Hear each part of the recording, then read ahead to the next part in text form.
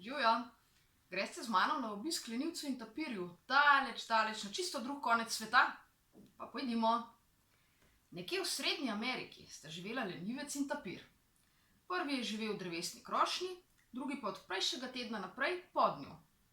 Tapir je bil družabne narave, rad je s kom pokramljal in samemu mu je hitro postalo dolgčas. Zato je soseda že prvi dan povabil na obisk.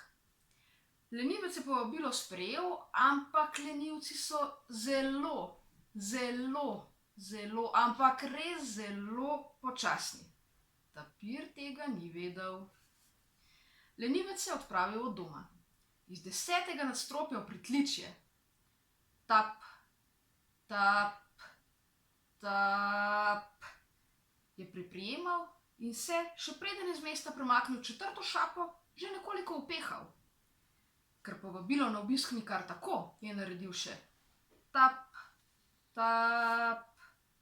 Medtem ko je lenivec objemal vejo in počival, je tapir pospravil, pripravil prigrizek, človek ne jezi se, gumitvist, kopalke in svojo najljubšo ilustrirano knjigo. Nikoli se ne ve, ali so sosedi bolj za šport ali bolj za umetnost. Lenivec je vmes zbral dovolj moči za tap, tap, tap, tap. Tapir pa je že nekoliko neučakano pogledoval proti krošnji. Lenivec je spet zadremal, tapir pa je malce prigriznil. Medtem ko je lenivec naredil spet tap, tap, je tapir 3-krat vrgel kocko za svoje figurice. Medtem ko se je lenivec premaknil še za en tap, je tapir nekajkrat poskočil čez napeto elastiko, se vanjo zapletel in telebnil, kot je bil dolg in širok. Medtem ko je lenivec zmogel še 2 tap, tap, si je tapir nataknil kopalke in odplaval eno dolžino kravl. Prehitela sta ga 2 delfina, ki sta trenirala delfina. Živjo, jima je pomahal tapir in občudujoče pripomnil.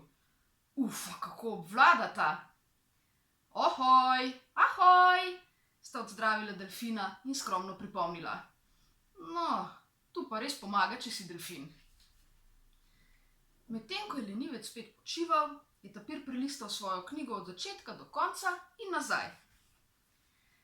Medtem ko se je lenivec zbudil in se za silo spočit začel spuščati tap, tap, tap, tap, tap, se je tapir od vseh aktivnosti, ki jih je pripravil za soseda in se jih šel na koncu sam, utrudil, potem je zadremal.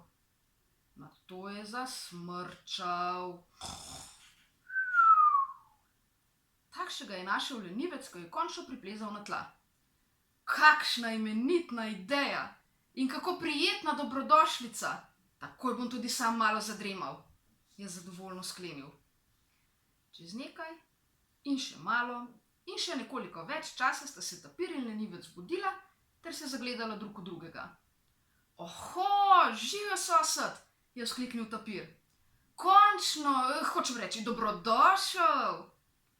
Živjo, je odzdravil lenivec. Moram reči, sosed, da sem navdušen. Kakšen obisk! Prigrizka se ne bi branil, sicer pa vse pohvale. Nobenih igric, nič športa, brez naporov. Naravnost imenitno. Če pomislim, da me je tapir, ki je tu stanoval pred tabo, silil skakat gumitvist.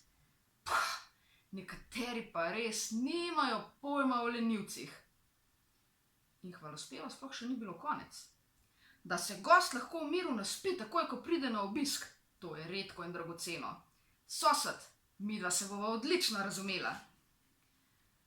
Ja, no, mislim, tapir, ki si je obiske predstavljal nekoliko drugače, je bil ob vseh pohvalah rahlo zmeden. Po glavi se mu je naenkrat podila množica vprašanj. A lenivec pokavice? Se mu zdim grozen gostitelj? Ja, saj kaj pa sem drugega, če dragega gosta pričakam s smrčanjem? Ampak, kaj pa če misli resno? Se mu čisto zares všeč? Ampak, je pa res zoprno, da se čisto nič ne spoznam na lenivce. Ko se je hotel previdno pozanimati, kako je s tem, je opazil, da je sosed spet zakinkal. Tapirju torej ni preostalo drugega, kot da se je odpravil pripraviti kaj za pod zob. Kmalu se je izkazalo, da je z budnim lenivcem nadvse prijetno malicati in kramljati. Edina težava je bila, da se je le redko odpravil od doma. Preveč športa lenivcem škoduje. Telovadba za oči, to še gre, sicer pa nisem ljubitelj pretiravanja, je pojasnil Tapirju in vedro dodal. Ampak si pa vedno dobrodošel pri meni. A Tapir povabilo v 10. nadstropje na žalost ni mogel sprejeti. Hvala, ampak plezanje žal ni za tapirje. Zvrti se mi že ob sami misli na osvajanje drevesnih vrhov. Med prijetnim pomenkom sta lenivec in Tapir ugotovila, da se zaradi različnih navad ne bosta videla prav pogosto.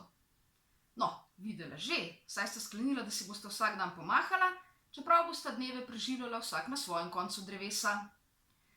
Čez nekaj časa se je lenivec poslovil, saj ga je čakala dolga in utrudljiva pot na drevo, ki je minila v izmenjavi. Tap, tap, tap, ter zehanja in smrčanja. K sreči se je v torek pod sosednje drevo vselil še en tapir, ki je bil prav tako družabne narave kot prvi. Konstanc, se je predstavil novi tapir. Terenc, me veseli, je ozdravil prvi tapir in ni izgubljal časa. Prideš jutri na obisk? Dragi sosed, besede si mi vzel z jezika. Prav, jutri jaz k tebi, pojutrišnjem ti k meni. Tako sta odslej vsak dan kramljala in 3-krat na teden skakala gumitvist. Pravzaprav padala gumitvist. In lenivec, ki mu je bilo ime Smrč, tu in tam je sanjal, da prav prijetno soseduje s tapirjema, ker v 10. nadstropje vozi dvigalo. Ni pa sanjal, da se je v 9. nadstropje priselila lenivka Dremka. To je bilo čisto res. Odtlej sta vsak dan kramljala, vmes družno dremala in 3-krat na teden opazovala Terenca in Konstanca pri gumitvistu ter se zabavala ob njuni športni vnemi.